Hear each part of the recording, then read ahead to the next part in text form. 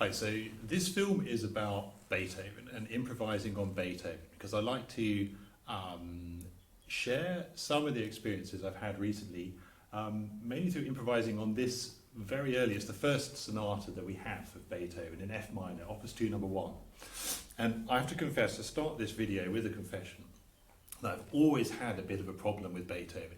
He really is the last composer that I've discovered, because I grew up with Beethoven, I studied Beethoven, I was trained in Beethoven, and by the time I'd finished that training, I just couldn't hear the music at all. He was buried under layers of interpretation, because we grew up with so many recordings of Beethoven, and we were encouraged to study those recordings, and that the original music somehow got lost. So the problem with Beethoven is really the reverence which classical musicians have for him, in a way destroys our relationship, I think, with Beethoven. So I'm very excited by this video, because through improvising, taking an improvising attitude towards these sonatas, I feel we're able to restore the connection with Beethoven as a musician, as a human being, without losing any of our sense of reverence, for want of a better word, for his incredible musical achievements. And what's exciting actually is that it has basis in historical practice. What we know of Beethoven is that he was much more celebrated in his lifetime for his improvising, his live improvisations, than he was in fact for his compositions, which were seen as a bit too adventurous for most people's taste. So this leads us into certain positions which I need to clarify. First of all, I think Beethoven, yes, he was quite specific that he wanted people to play the notes that he printed, but I think there's a strong reason for this, in that because his experiments with music were so extreme for most people's taste, the only way he could communicate these discoveries and these innovations was through saying, look, I've written what I've written, don't try and make it all normal again. So respect what I've written, don't try and change it. And we've inherited this message thinking that we can't touch any note. But in fact, Beethoven's approach to music was much more free. He didn't practice very much. He didn't think of music in this kind of fixed way. So we can use that attitude. But the other thing I wanted to say is that we shouldn't become too theoretical, I think, about what he did and how it's done, and we should in a way experiment using our knowledge of Beethoven, using our knowledge of other musics, and all the innovations that Beethoven, if you like, started and which are carried on through the Romantic era. We have all our knowledge of contemporary music. We're not so sensitive to diatonic harmony that we can't take the dissonances. So we're in a better position than ever, in a way, to go back into Beethoven's own approach and enjoy the gestures and the drama and the creation of dramatic scenes, which he liked to do at the piano, without fear of being too conservative, which is what Beethoven's fear was, I think. So what I discovered is that there are certain things which I think you can do with these sonatas to bring them to life. And I think once we start doing that, then it becomes clear that to just slavishly play the written notes, particularly in repeats and that, makes no sense at all. I mean, we have to have pity on our audience, and to just give them written notes 2 or 3 times in a row is just making too many demands on their patience, I think. It's a great sonata. It already starts with a dramatic gesture, which is quite, it's called the man-high rocket, which goes straight up the arpeggio.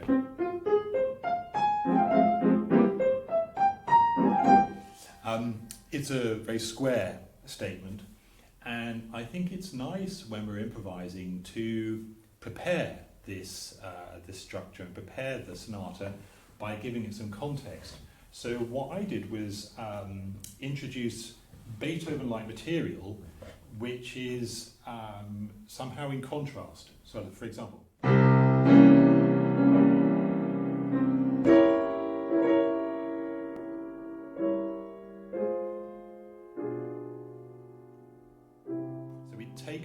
sevenths, and I'm in a kind of slow 3, so I couldn't be further away from the tempo of the piece. And then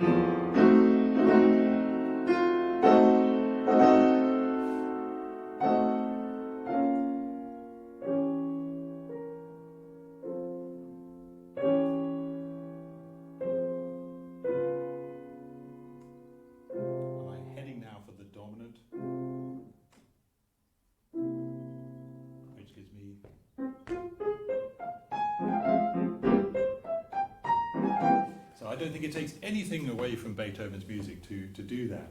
Obviously, I got my opening gestures from another sonata.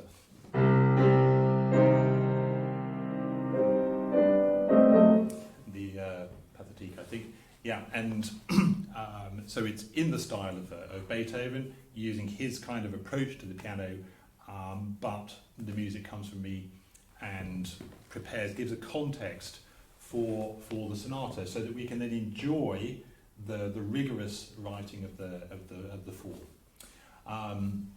Then going through the sonata, what I find as well is that psychologically, taking this attitude towards an improvisatory approach to the sonata is very liberating, because having worked in a way on two sides of the fence, I know that if I don't take this, don't take this improvising attitude and take a very strict attitude, like for example, I played the sonata in my final exam at college, and I can remember having to memorize it, having to memorize every note, having to get everything in place, so that playing it is just really not a very enjoyable experience. Everything in a way needs to be checked. And so psychologically it's very liberating, because instead of thinking, oh, is it correct? Am I right? Is it correct? Am I right all the time? I'm thinking much more creatively. What can I do? How do I communicate this music? In a way, taking ownership of the sonata through adding some of my own material. And it's particularly useful, for example, if the piano is weak in certain areas, or the acoustic or needs something more in the bass or in the treble, we can add certain things to emphasize bits of the music which are meaningful to us. For example, we have this phrase.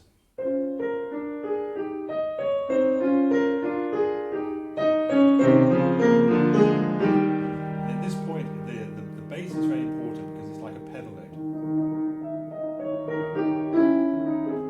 Now, if I need to, I can emphasize that.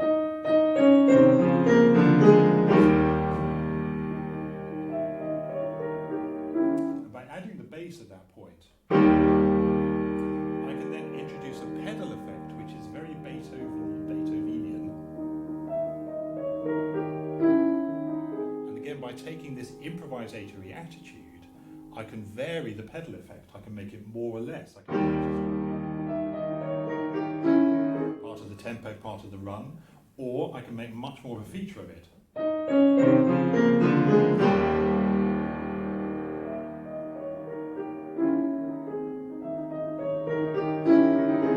So you see, by taking the improvisatory attitude, we can start to create a whole different approach to form. So we're not just going through the motions, ticking off first theme, bridge passage, second subject, everything in a way which people expect, and we just fulfill those expectations. But we go much more beyond, and we can create a different kind of approach to form through improvising certain moments of timing, adding emphasis to certain bass parts or treble parts, adding emphasis to a melody by adding embellishments, so that we can create a whole narrative structure which includes the repeat. So when I repeat, I don't just repeat everything the same, again ticking off all the boxes for the second time, but I create new music through emphasizing different aspects, using the pedal in a different way, adding notes to strengthen the bass in certain places. Or, for example, you see, towards the ending we have this passage.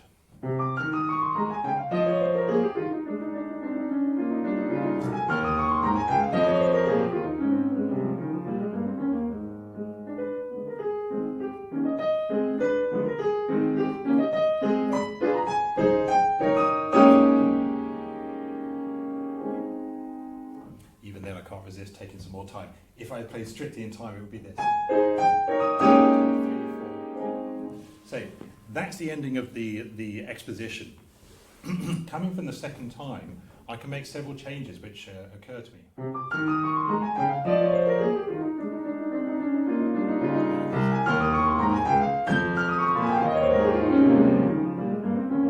So this is very typical of Beethoven's writing. You get a lot of the concertos up the octave, and then in the irregular runs, so which he would normally notate in fives and sixes and all this, we can just play. Finishing at the same point,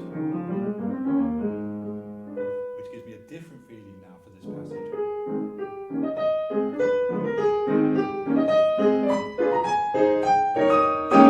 Big point here, I can now emphasize taking much more time and add an operatic before going on into the development section. So these are important techniques that we can use in the sonata to bring it to life as improvisers who want to make a better connection with our listeners. So when we play in the sonata, we're not just bringing out a museum piece, but bringing it, kicking and screaming, if you like, into making a live performance of it. Another thing that I've tried to do, which I think works really well, is adding little cadenzas at these fermata points. Again, it seems to me that the music is really, really asking for it. This is towards the end of the development section before we go back into the recapitulation.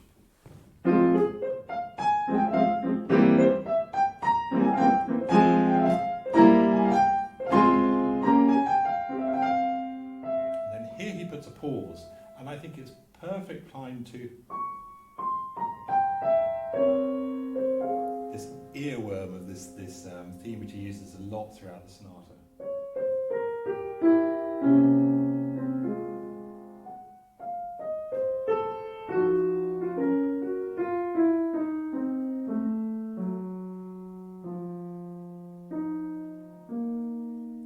And again, finishing on the dominant.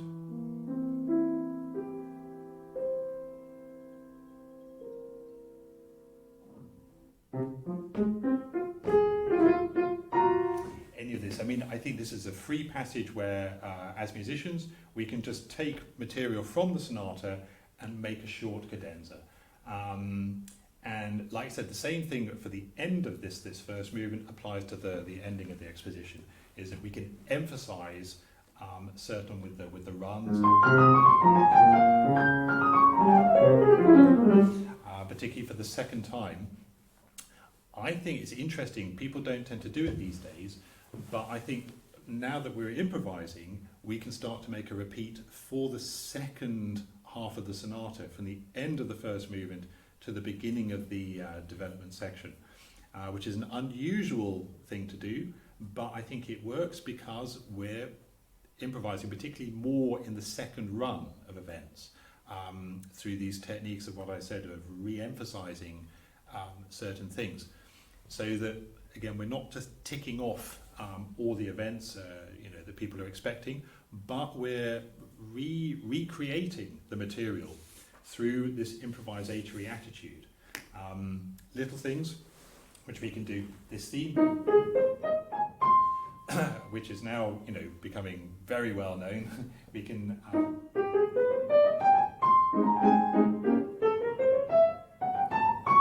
It's a tricky thing to do, but it's that's perfectly possible as another variation. And like I said before, using the pedal to create different emphasis, different effects completely through the development section.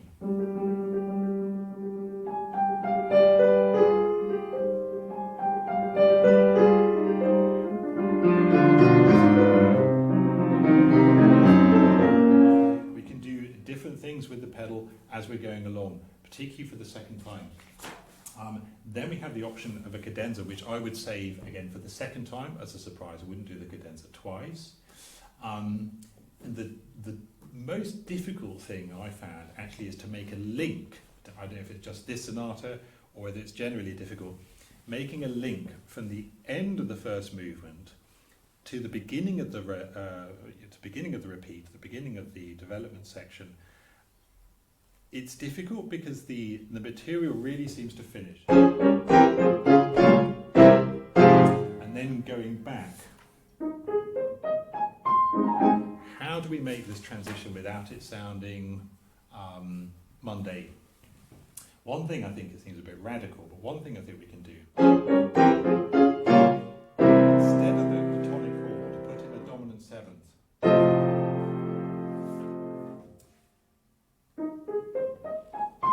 But the transition from dominant seventh, which is there to the B flat, doesn't work with this key of the relative major. So, how do we do? With the interrupted cadence, I think it needs something.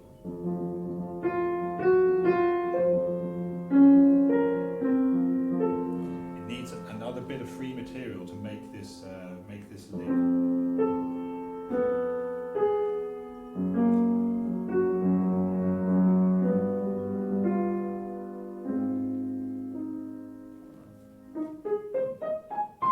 It's still not an easy transition to make. This is going from F minor to A flat major. It's funny because A flat is the relative major, but in this context it's difficult and it needs a bit of thought, I think. So I've basically been messing around with these chords.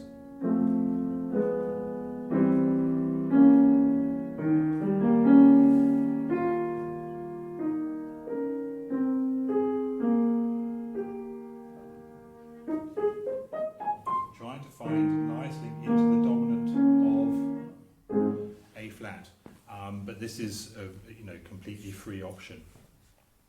So that's my approach to the first movement. Going on now to the second movement. This is a very lyrical movement, in a way reminiscent of string quartets, with a lot of improvised decoration already in. I mean, he writes.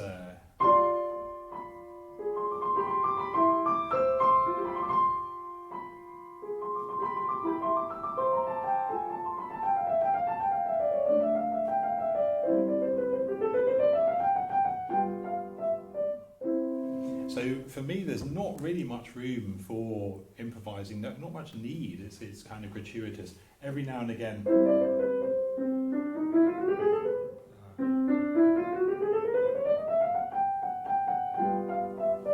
I might add an extra bit to the scale, a little bit of chromaticism in there, just to vary it. Only when things really repeat too many times for my liking, that's when I start to introduce my own material.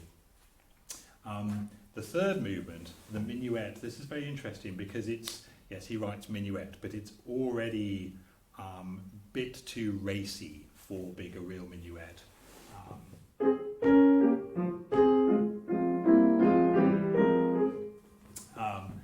And as there's quite a lot of material in that, I'll deal with that and the last movement in the next video.